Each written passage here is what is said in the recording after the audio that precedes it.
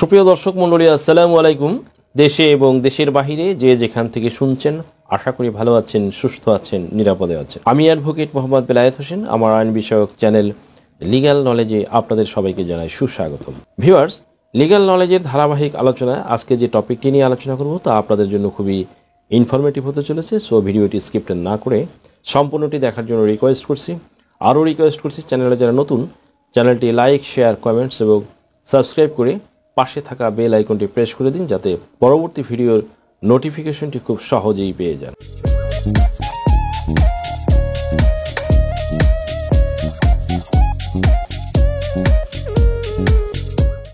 ভূমি জোনিং ও সুরক্ষা আইন 2024-এর খসড়া মতামতের জন্য উন্মুক্ত হয়েছে। সুপ্রিয় দর্শক মণ্ডলী, ভূমির অপরিকল্পিত ব্যবহার রোধ এবং সুরক্ষায় ভূমি জোনিং ও সুরক্ষা আইন 2024 নামে নতুন একটি আইনের খসড়া প্রস্তাব প্রণয়ন করেছে ভূমি মন্ত্রণালয়।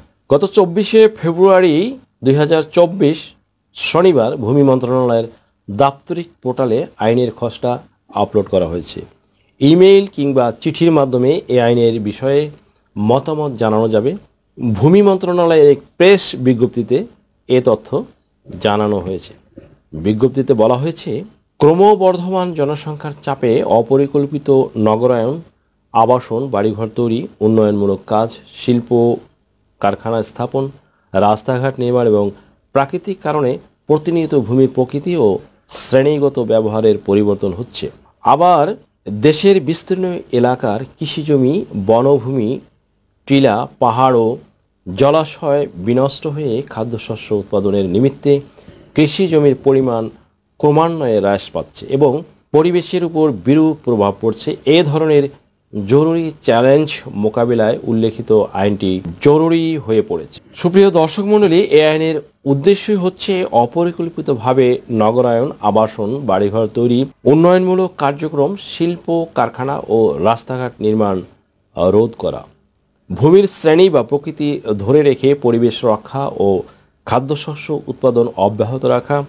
এর পাশাপাশি কৃষিজমি, বনভূমি, টিলা, পাহাড়, নদী, খালবিল ও জলাশয় সুরক্ষাসহ ভূমি পরিকল্পিত এবং সর্বোত্তম ব্যবহার নিশ্চিত করা এবং ভূমির ব্যবহার নিশ্চিত করে পরিকল্পিত জোনিংয়ের মাধ্যমে ভূমির সর্বোত্তম ব্যবহারের রেজিস্ট্রি অনুশাসন নিশ্চিত করা।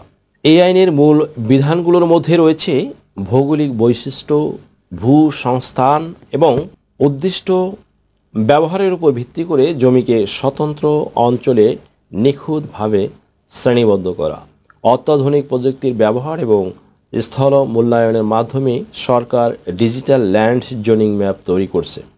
ল্যান্ড জোনিং ম্যাপ তৈরি সংশ্লিষ্ট ভূমি মন্ত্রণালয়ের আওতায় চলমান প্রকল্পটির নাম মৌজা ও প্লট ভিত্তিক জাতীয় ডিজিটাল ভূমি জোনিং প্রকল্প। বাংলাদেশের অর্থনীতি এবং খাদ্য নিরাপত্তার মূল ভিত্তি কৃষিজমির সুরক্ষার বিষয়টি আইনে সবচেয়ে বেশি গুরুত্ব পাচ্ছে। এই আইনের জমির উর্বরতা শক্তির অনুমোদিত ব্যবহার থেকে রক্ষা করার জন্য কঠোর ব্যবস্থা অন্তর্ভুক্ত রয়েছে, যাতে টেকসই খাদ্য ফসল উৎপাদন নিশ্চিত করা যায়। উপরন্তু জীব বৈচিত্র্য এবং পরিবেশগত ভারসাম্য রক্ষায় তাদের গুরুত্বপূর্ণ ভূমিকাকে স্বীকৃতি দিয়ে জলাভূমি, বন ও নদী ব্যবস্থার মতো পরিবেশগতভাবে সংবেদনশীল অঞ্চলগুলো সংরক্ষণের জন্য বিশেষ বিধানগুলোর রূপরেখা দেওয়া হয়েছে। সুপ্রিয় দর্শক মণ্ডলী, আইনের খসড়ায় ভূমি জোনিংয়ের জন্য 10টি শ্রেণীবিন্যাসের প্রস্তাব করা হয়েছে।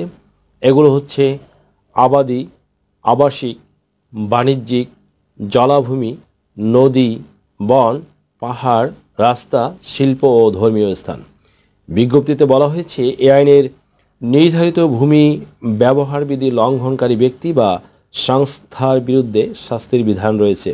দণ্ডের মধ্যে জরিমানা থেকে শুরু করে কারাদণ্ড পর্যন্ত রয়েছে, যা শ্রেণী বহির্ভূতভাবে ভূমির অবৈধ ব্যবহার এবং অবৈধ ভূমি দখল রোধে সরকারের অঙ্গীকার।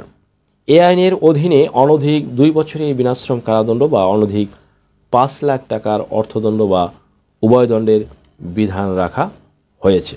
আশা করি ভিডিওটি থেকে সামান্যতম হলেও উপকৃত হয়েছেন। যদি ভিডিওটি আপনাদের সামান্যতম উপকারে আসে তাহলে রিকোয়েস্ট করব চ্যানেলটি লাইক, শেয়ার, কমেন্টস এবং সাবস্ক্রাইব করে পাশে থাকা বেল আইকনটি প্রেস করে দিন, যাতে পরবর্তী ভিডিওর নোটিফিকেশনটি খুব সহজেই পেয়ে যান। সো আজকের মতো এখানেই শেষ করছি।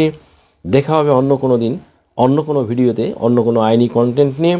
সেই পর্যন্ত সকলে ভালো থাকুন, সুস্থ থাকুন, নিরাপদে থাকুন। আবারও সবাইকে ধন্যবাদ জানিয়ে এখানেই শেষ করছি। আল্লাহ হাফেজ।